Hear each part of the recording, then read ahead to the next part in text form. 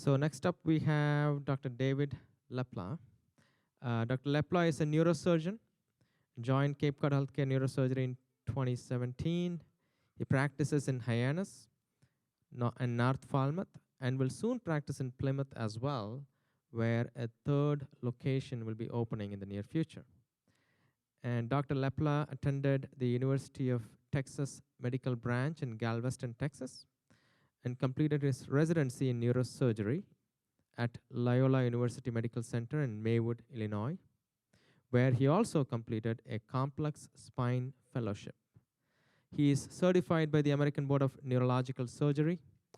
Dr. Leppla's clinical interest is general neurosurgery with an emphasis on spine. And today he will present degenerative changes of the spine. When does surgery become a consideration? Thank you, Dr. Leppla. Thank you.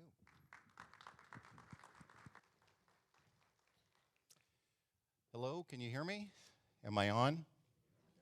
Thank you all for coming, much appreciated. Happy Cinco de Mayo. When I signed up for this gig, I was told we were going to have margaritas and nachos. I don't know what's going on here. I'm a part of a 5-man neurosurgery group. I was recruited to come here from Reno.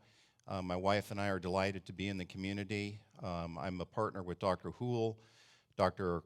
Copa, Dr. Nakata, and Dr. Papavasilio, and probably many of you in the room have had contact with those individuals. Dr. Houle, who is presently the Chief of Staff of Cape Cod Hospital, when I was recruiting, came out here, he told me that it never snows on Cape Cod and there are 300 days of sunshine. So here I am. So what I'm going to talk about is the surgical management of pain. And everyone in the room has either experienced or knows someone or a first-degree relative who's either had sciatica or radiculopathy, whatever word term you want to use, pain going down your arm, pain going down your legs, other symptoms like difficulty walking, numbness and tingling in the legs, etc. So the focus of the slides that I have today are relative to the lumbar spine, although many of the same concepts and principles and issues pertain to the cervical spine as well. Let's see if I can make this work. Nope. Okay, so what I want to do is identify the basic building blocks of the spine. This is a very basic anatomy session.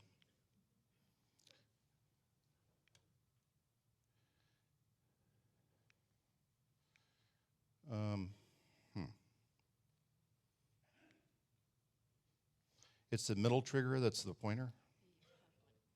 Okay, there we go. All right. So let's go back. Okay, I get to fumble around with the slides here. So the lumbar spine, or the cervical thoracic lumbar spine, are made up of building blocks. The basic building block is the vertebral body. The vertebral bodies are separated by a disc. The disc is the rubbery substance that separates one vertebral body from another. You have a joint called a facet. The facet is a true joint, just like I have a joint in my finger, and that allows your spine to bend back, forwards and backwards. So in the spine, you basically have 3 points of contact. You have 2 facets, one on the right, one on the left, and then you have the disc space. The spinal cord, or the thecal sac, lives in the hole between the two, or between the vertebral bodies, and then at each level, you have an exiting nerve root.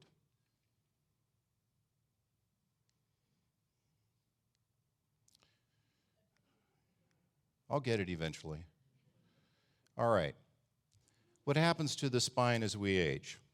Well, the first thing is we develop degenerated discs.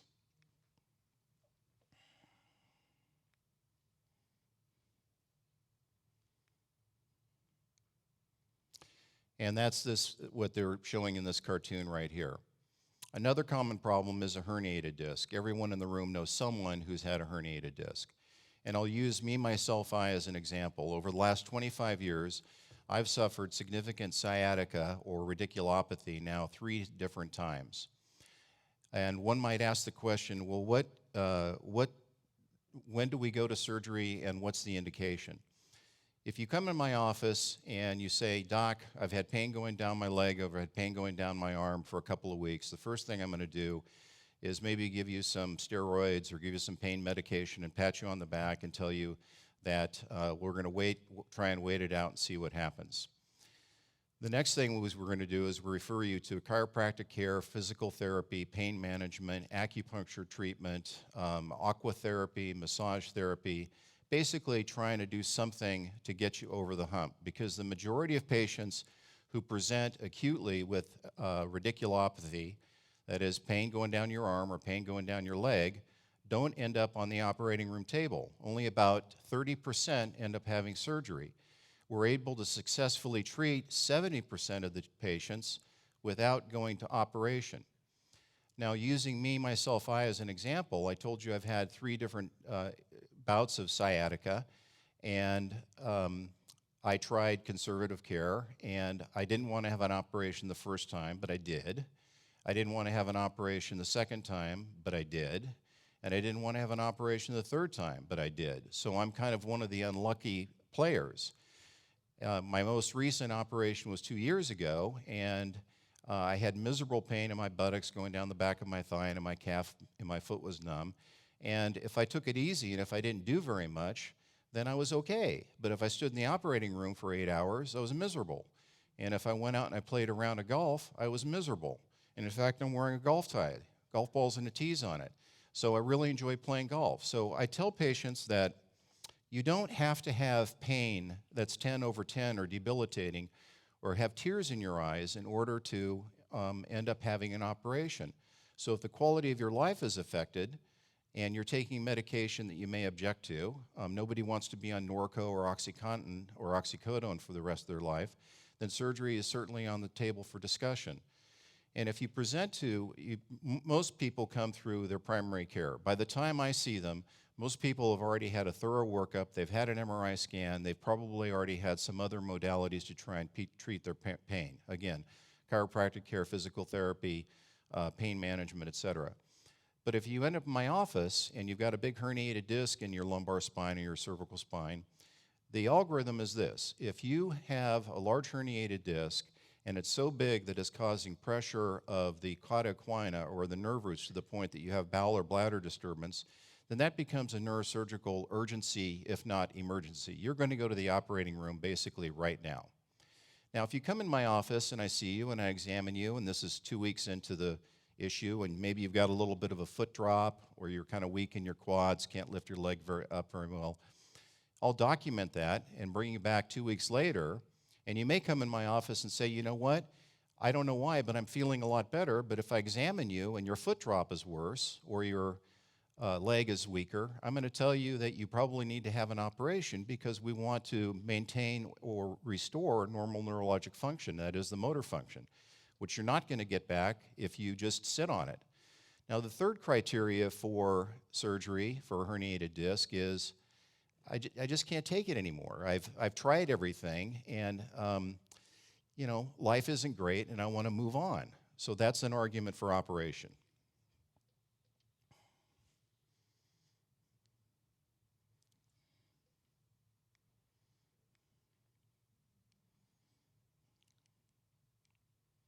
Okay, I'm not going to read the slide out loud, but you can read it faster than I can talk.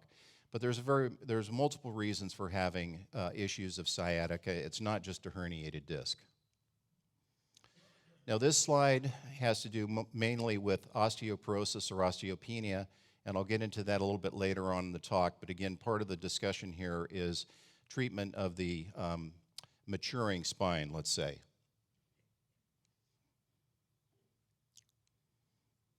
Okay, I've used the word spinal stenosis, or I believe I have.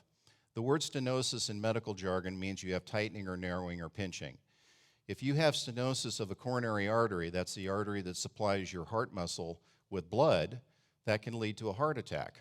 So stenosis just means tightening or narrowing or pinching. If you have stenosis in your cervical spine, it can manifest a variety of issues. It can cause pain going down your arms. It can cause gait disturbance. It can cause weakness. It can cause clumsiness. I have patients who tell me that they can't fill out a check. They have difficulty operating a keyboard, and it may be painful or it may be painless, hard to say. Other issues of compression of the spinal cord and the cervical spine include gait disturbances, bowel or bladder incontinence. There's a lot of different things that can occur when you have stenosis in your cervical spine. If you have stenosis in the lumbar spine, commonly the chief complaint is, "Doc, I'm having trouble walking." Some people will complain about achiness. Some people will get up and say that I have pain in the morning. It takes me an hour to get going. I've got to take 800 milligrams of ibuprofen to just get moving in the morning. Commonly, someone will say, 3 years ago, I walked my dog 3 miles. Now I have a hard time going 100 yards. I have some patients who tell me if I go to the mall and I want to go to Macy's and I need to get to the end of the mall, I end up having to sit down 3 times because I just can't make it. Sometimes when you have spinal stenosis in the lumbar spine, it's painless. Some people will tell me that my mind says walk, but the legs just don't work. I just can't do it. And it's completely pain-free. Okay, so this is a diagram which shows a healthy disc. This is a 20-year-old. Here's the disc right here. It's well contained. There's a capsule around it called the annulus fibrosus that contains the disc material. Here's the joint, the facet. It's not enlarged. It doesn't have any arthritic changes or degenerative changes. Here's the tube that contains the nerve root called the thecal sac, and here's an exiting nerve root. As we all age, this is what's going to happen to one degree or another. The disc degenerates, the facet's enlarged due to wear and tear and time. This ligament right here called ligamentum flavum enlarges that can cause pressure on the tube that contains the nerve roots. The enlargement of the joint called the facet can cause pressure of the nerve root as it's exiting, and all of that can lead to pain and dysfunction.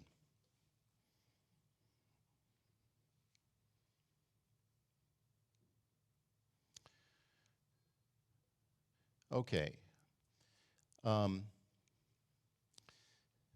No one's going to beat this. As we all get older, the discs are going to degenerate, and by the time you're 50 years old, 85% of the people are going to show some wear and tear in their disc space. And you can even start seeing it as early as age 30. That doesn't mean you're going to end up in my office. It doesn't mean you're going to end up on the operating room table, but that's just a fact of life. I have gray hair. I don't have a disease. I'm just getting older, and this is going to happen or eventually catch up with all of us at some point in time.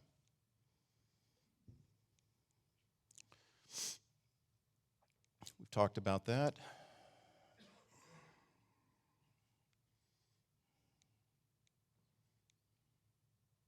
Okay, I introduced the notion of osteoporosis or the discussion of osteoporosis or osteopenia earlier. This is a very common problem that we treat in our practice. It is probably composes about 10% of our cases. You can read the slide faster than I can talk, but people, or particularly women, are at risk for osteoporosis or thinning of the bone of the spine.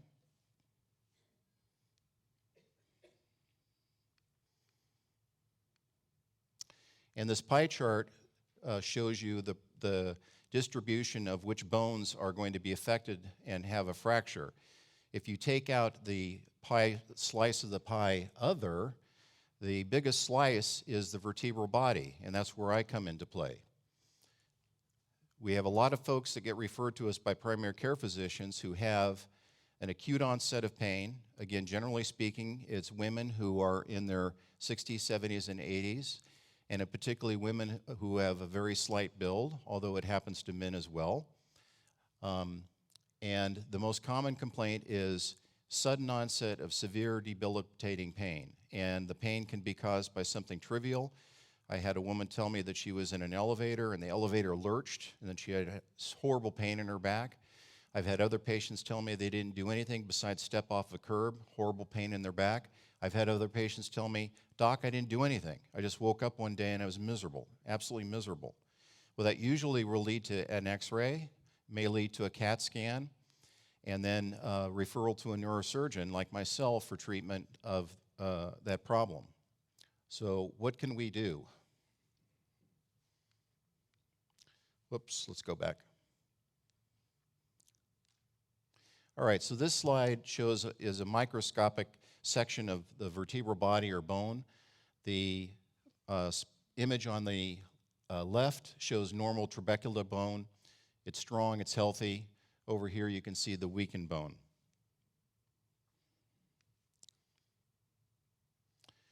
The downward spiral of osteoporosis starts off with back pain. It can lead to spinal deformity. People can develop what's called a kyphosis, and that's where you start to lean forward. Decreased lung capacity. As you start doing this, it gets harder to breathe. Some people can actually develop such bad deformity that affects their appetite because of pressure on their stomach. What can you do? There are various medications that are out on the market right now in order to defeat osteoporosis. Blythe Danner sells Prolia on TV. Sally Field, the Flying Nun, was selling something else a while back. I don't remember what the product was. But this is a discussion, particularly for women, that they should have with their primary care physician. Just taking vitamin D and calcium supplements is not going to defeat this. It used to be, 20 years ago, that was the recommendation, but in fact, it just doesn't work.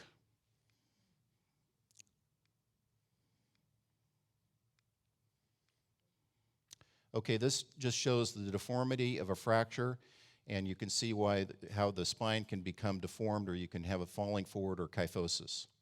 So the treatment of this is what's called a balloon kyphoplasty. The company Kyphon came out with this product many years ago. Balloon kyphoplasty has been FDA approved for more than 20 years. Medtronic bought the company, so it's no longer owned by Kyphon. This slide just shows the progression of what I mentioned before. The woman on the far right is upright, and then you can see what happens when you have untreated osteoporotic fractures, particularly of the thoracic spine. Okay, so what do? On the left, you see a normal vertebra. On the right, you can see the vertebra that's collapsed because of the fracture. We take the patient, take them to the operating room, either put them to sleep or do it under monitored anesthesia care, which means that you don't have to have general anesthetic. We bring in a fluoroscopic imager, which gives an image from the front and gives an image from the side. So I'm looking at a lateral and an AP view while we're doing the procedure. Make a small incision lining up with a piece of bone called the pedicle. We introduce a working cannula through the pedicle into the vertebral body. We blow up a balloon inside the vertebral body, and frequently that will actually restore some of the body height that's lost because these fractures are compressing the vertebral body. And then we inject bone cement. When the bone cement cures, which takes about 5 minutes, it's as hard as a cue ball. And the results can be quite stunning. Now, I'm not going to tell you that everybody who has this procedure gets improvement, but 8 out of 10 people show dramatic improvement, and it can be life-changing. I had a woman who I treated a few days ago. She was admitted to the internal medicine service. They tried to patch her up with a few days of pain medication, and they couldn't get her out of the hospital, so they consulted me. We did the procedure. It was late in the afternoon. I didn't see her that afternoon or that evening. I went home, and I checked in on her the next day, and I walked in the room, and she gave me a big hug, and she had tears in her eyes because she was so happy with the results. So about 8 out of 10 people who have the procedure show robust improvement. But again, I can't cure 100% of the people 100% of the time.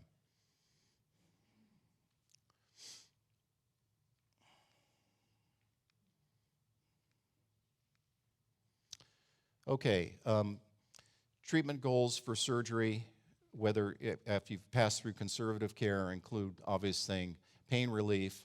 If you have a spinal deformity, we want to correct that, restore mobility, and improve quality of life.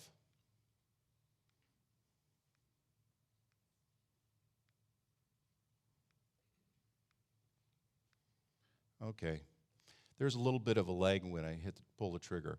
We've already talked about non-surgical treatments, which include medication and other modalities. So again, surgery isn't a 4-letter word. I have a lot of patients who tell me, Doc, I don't care what you're telling me, nobody's cutting on my back. Well, that's your prerogative. I'm not going to grab your hand and force you to sign a surgical consent.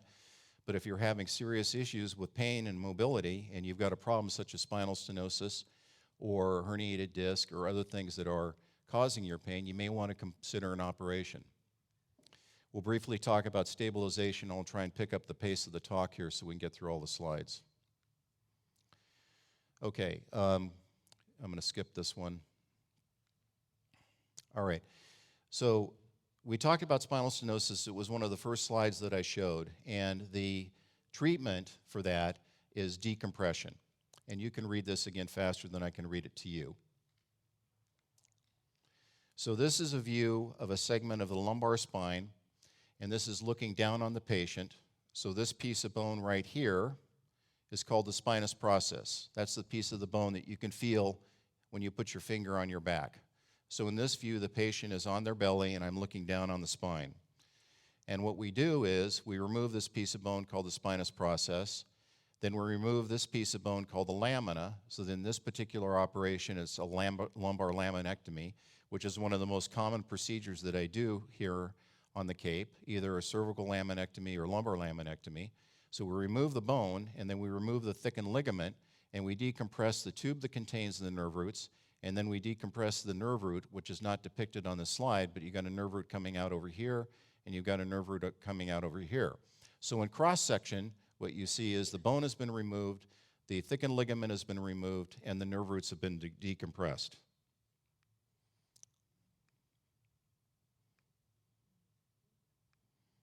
Come on. All right. I included this slide to remind myself to make this comment. Degenerative disc disease. I hate that term. I hate it, I hate it, I hate it. I wish radiologists would stop using it. I have patients who come in my office. They've had an MRI scan of their lumbar spine. They've been referred to me for whatever reason. They may have pain going down their leg, but they sit in the waiting area and they've got their MRI report, and the radiologist says that Mrs. Smith has a degenerative disease of the spine, L2, L3, L3, L4, L4, L5, L5S1, and the poor person's got tears in their eyes because when they walk in my office, they think that they've got some sort of disease. This is not a disease. It's a just natural process that occurs. So if you get a report, an x-ray or something, and you read degenerative disease of the spine, it is not a disease, period. The other issue is, I included this slide because we don't stabilize. We don't fuse people or put in screws and rods simply because you've got degenerated discs.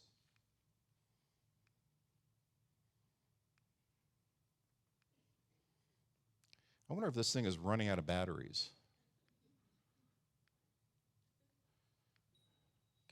Are you able to advance it?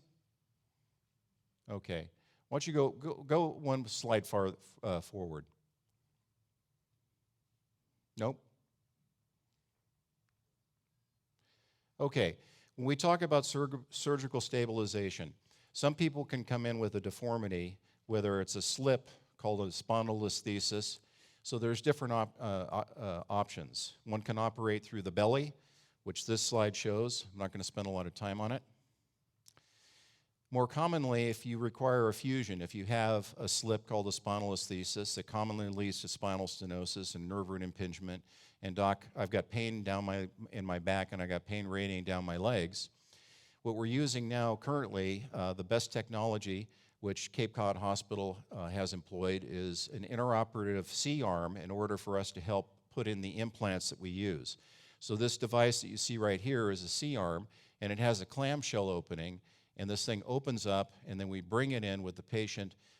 They have the OR table there. You can barely see it. But anyways, regardless, we bring in this portable O-arm and CT device, and that gives us a neuronavigation system and the ability to place instrumentation like pedicle screws using essentially a GPS kind of configuration. Okay, so here's a slide that shows intraoperatively what I'm looking at. I'm looking at a screen after we've got a CT scan, we've registered the patient, and I can actually, when I'm putting in the pedicle screws in order to stabilize the spine for some deformity issue, start with a drill, then use a tap, and then place the screws. And I can see in 3 different projections where we are as we're placing the screw. So this has revolutionized the way that we fuse and instrument patients. It's made my life a lot easier. It's much more safer than doing it the old-fashioned way. When I was in training 20 years ago, we would remove the bone and we would feel the piece of bone called the pedicle with a nerve hook, and then we would sort of do the best we could alignment with a portable fluoroscopic imager. But this makes it much more fast, or much easier on me, and faster and safer.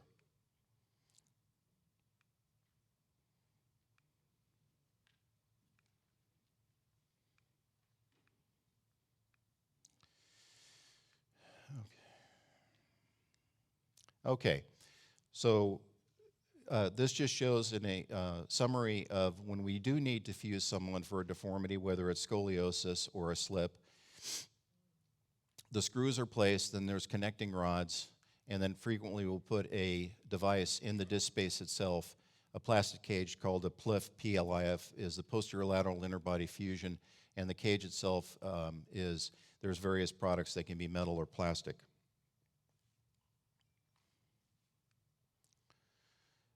So one of the most common complaints that brings a patient to a physician, it's the second most common complaint, is back pain. Doc, my back's killing me. And it can be chronic or it can be acute, as previously mentioned. I'm the last guy you want to see about back pain, if it's just back pain. Someone comes in my office and they say, Doc, my back's killing me, the discussion goes one way. If they come in the office and they say, well, I got a little back pain, but I got pain in my buttocks going down back of my thigh and my foot's numb, then we go in a completely different direction. I am not good at treating back pain. Dr. Lindauer and Dr. Beat are much better at treating that than I am. Yes, there's a subset of patients who we operate on for back pain. If you have a slip or a spondylolisthesis, if you've got significant spinal deformity, a big scoliotic curvature, if you have osteomyelitis or an infection of the spine, if you have cancer of the spine, if you've got epidural hematoma, that slice of the pie, if you look at back pain, is about this thick. And that's about the only thing that I can offer a patient, or that scenario, I should say, that surgery is indicated for back pain. But the majority of patients who come in my office, I have to let them know that 9 out of 10 patients who are referred to my office for back pain, whether it's chronic, Doc, this has been going on for 18 years. I crashed my motorcycle when I was 20, and I've had back pain my entire life. 9 out of 10 patients, I do not have a surgical remedy for that problem. There are other ways to deal with it. And if this thing works, I think that's it. Questions, anyone? Thank you.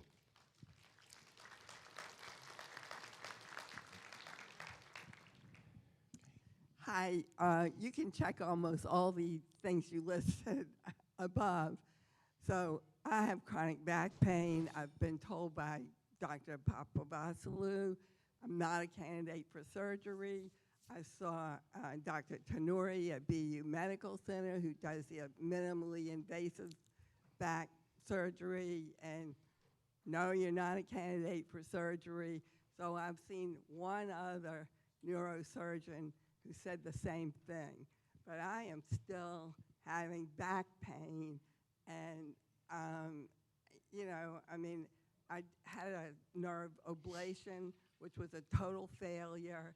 Any of the injections have not worked.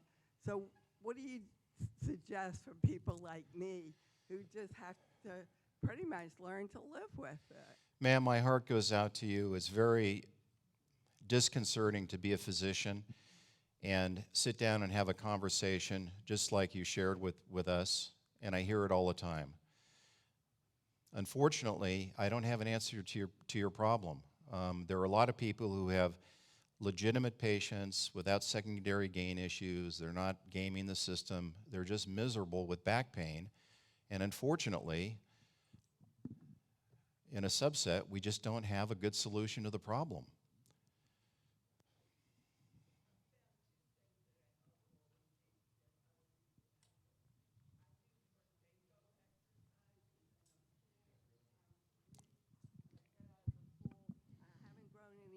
vertebra, but I feel a lot better for as long as that lasts. And I use rock tape, to tape to give more support and tape my back, and that helps a lot, but doesn't make it go away. The majority of patients, they find something that will help, but again, the goal of pain management, and Dr. Beat is going to speak of that, the goal of pain management is not to make pain go away entirely. That's not realistic. But if you found a recipe through exercise, stretching, whatever, whether it's through chiropractic care or physical therapy, and they give you a recipe for doing whatever it is that it takes to get you better, then I'm happy. But no one's going to drop your pain from an 8/10 to a 0. If we go from an 8 to a 3, and at least you can get through your day, frequently, unfortunately, that's as good as we can do.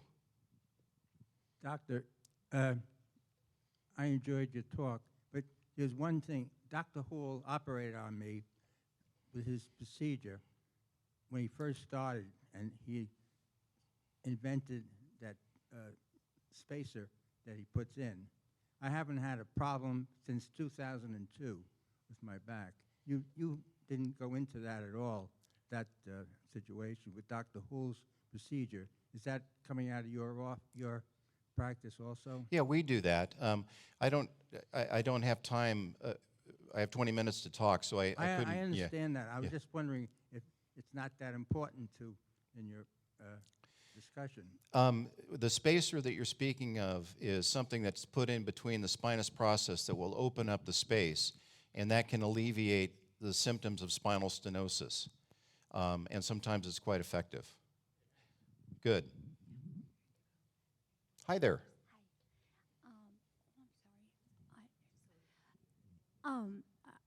Actually, I had two questions, but I'll go real snappy on them. I can barely hear you. Can you hear that? Okay, I actually had two questions, and I'll try to, get them out really quickly. When I was just a teenager, probably about 12 or 13, I was really tall, but I was babysitting, and I went to pick up the little child in the crib, and something happened to my back in that it felt like I got electrocuted. That was the only way I could put it. Thankfully, I didn't drop the little baby, but I was paralyzed. I couldn't move. I had to fall, kind of gently put myself down on the floor, and I had to stay there.